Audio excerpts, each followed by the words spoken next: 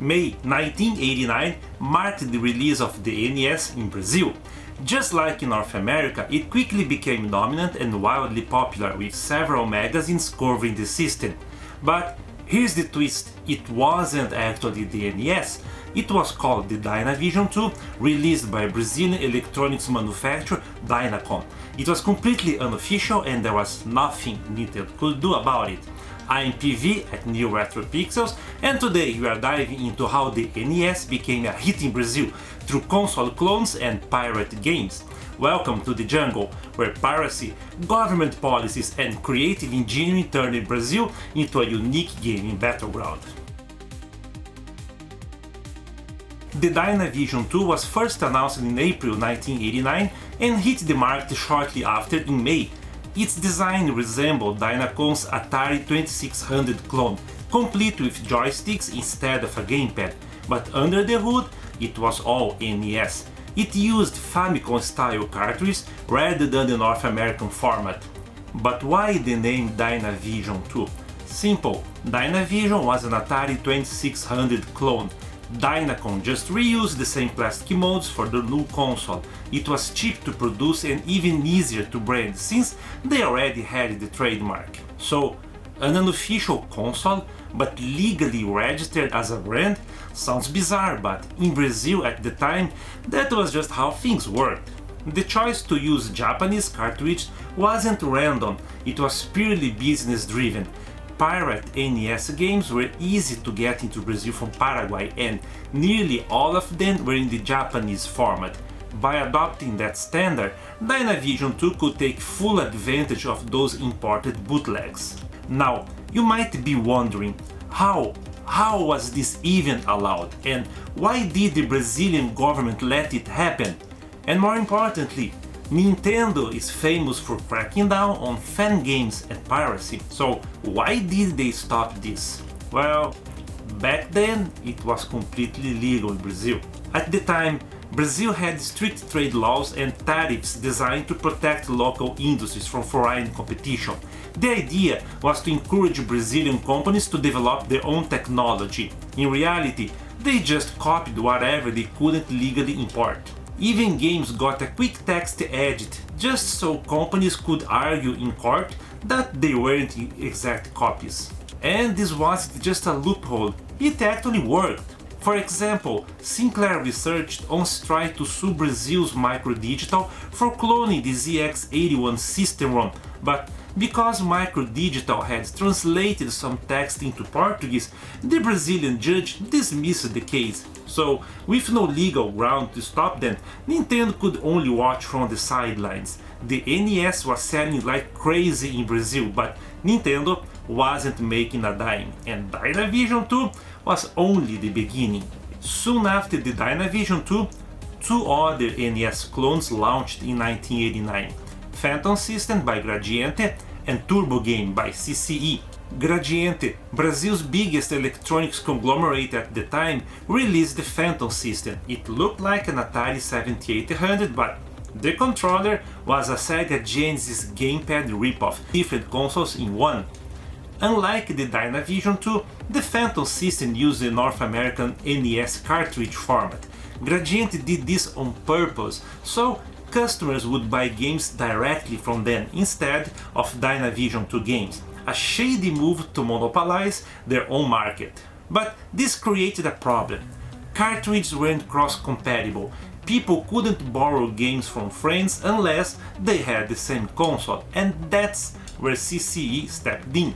Their Turbo Game also used Famicom-style cartridges, much like the Dynavision 2. But then, in 1990, CCE introduced the Top Game, Brazil's most famous NES clone. Its main selling point? It could play both North American NES and Japanese Famicom cartridges. It had two cartridge slots with a sliding cover, ensuring only one game was inserted at a time. And to top it off, the Top Game was also the most affordable NES clone in Brazil. It was everywhere. If you knew someone with an NES clone back in the day, chances are it was a CCE. More companies jumped on the NES clone gold rush. There were so many models that a whole book was published on the subject by Brazil's Warp Zone group. In 1991, Milmar, a toy company known for its Atari clones, launched the High-Top game. It was essentially an old Atari 2600 clone shell with NES hardware inside, complete with joysticks instead of a gamepad. Then, in 92, they released the Top system, featuring a proper gamepad and a dual cartridge system aiming to compete with CCE's Top game. But official Brazilian clones weren't the only NES systems in the country. Through Paraguay, grey-marked consoles from Asia flooded Brazil. These were sold at cheaper price with no warranty. One of the most notorious, the Micro Genius. I remember going to Paraguay in early 1991 and bootleg NES games were everywhere, even being sold alongside fake French perfumes at street stalls. But now, let's talk about some of the most surreal Brazilian NES clones. In 1990, Dismac released the Beat system. It looked almost identical to an NES, down to the gamepads. The only difference, a slightly angled front panel and turbo buttons, a lifesaver for games like Contra or Gradius. This was the NES clone I had back in high school. It even came with Super Mario Bros. And I played so much that I eventually broke the cartridge lid from constant use. Meanwhile, IBCT's Supercharger was basically a Famicom clone. It copied the Famicom design down to the eject button, the wired controllers and even the controller pockets on the sides. And then, in 93, Chips do Brasil released the Pro System 8, a clone that looked like a Super Famicom with similar gamepad design. By this point, the NES was already declining, but surprisingly, Nintendo was finally coming to Brazil. With the market reserve lifted, Nintendo could legally enter Brazil, but instead of setting up their own operation, they partnered with two companies, Estrela, a major toy manufacturer, and Gradiente. Yes, the same company behind the Phantom system. Together, they formed Playtronic, the joint venture that officially launched the NES, Super Nintendo and Nintendo 64 in Brazil. Ironically, Gradiente had spent years making NES clones. Now, they were Nintendo's official partner, a smart business move, considering they were one of the few companies Nintendo could actually go after in Brazil. The Brazilian government also cracked down on pirated games, making piracy an underground activity. Just months earlier, pirate Nintendo clones were being sold with official receipts and taxes in respectable retailers. And just like that, the golden age of NES clones was over, but before that, let's dive into some fun facts from back then. Different NES clones could play NES cartridges, Famicom cartridges or both, but regardless of the format, they could all run the same games, often with the help of simple adapters. However, that was where compatibility ended. Each clone manufacturer had its own proprietary controller parts. They looked like the same DB9 connector, but a Top Game controller wouldn't work on a Phantom system or a Dynavision 2. The wiring was different and, in some cases, the power and ground pins were reversed, which could even fry the console. The Dynavision 2 and High-Top Game used Atari-styled joysticks with one button on the base and another one on top of the stick. Imagine trying to play Mario like that. I feel bad for the kids who had to. Other NES clones had standard gamepads, but most of them reversed the A and B buttons. The Phantom system and the widely popular Top Game swapped their positions, which felt wrong if you were used to playing the proper way.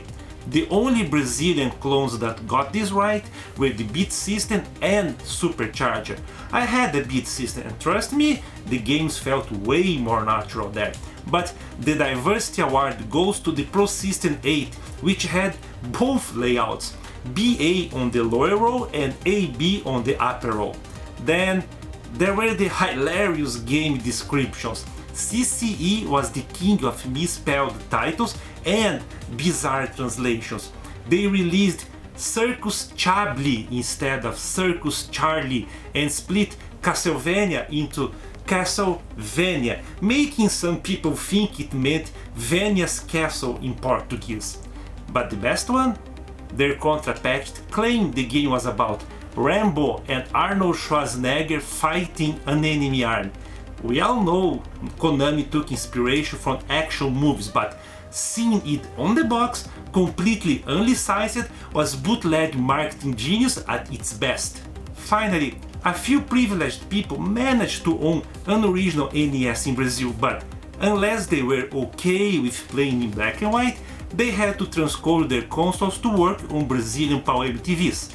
On top of that, the NES had the CIC security chip, which blocked unlicensed games, so people also had to disable it. This extra cost made an already expensive console even pricier, but it also created an aftermarket industry for modern consoles, a business that lasted well into the Super Nintendo and Sega Genesis era, until Brazilian TVs finally started supporting both PAL-M and NTSC. Today, Brazilian NES clones are collector's items. Some people seek them out for nostalgia, others just want to complete a clone collection. Sometimes I think about tracking down a beat system just for the nostalgia, but for now, my twin Famicom does the job. These clones weren't just cheap knockoffs, they shaped an entire generation of Brazilian gamers. For many, they were our first introduction to games, and their legacy is still living on today. How about you? Have you ever played on a NES clone? Were there any famiclones where you lived? Let us know in the comments below.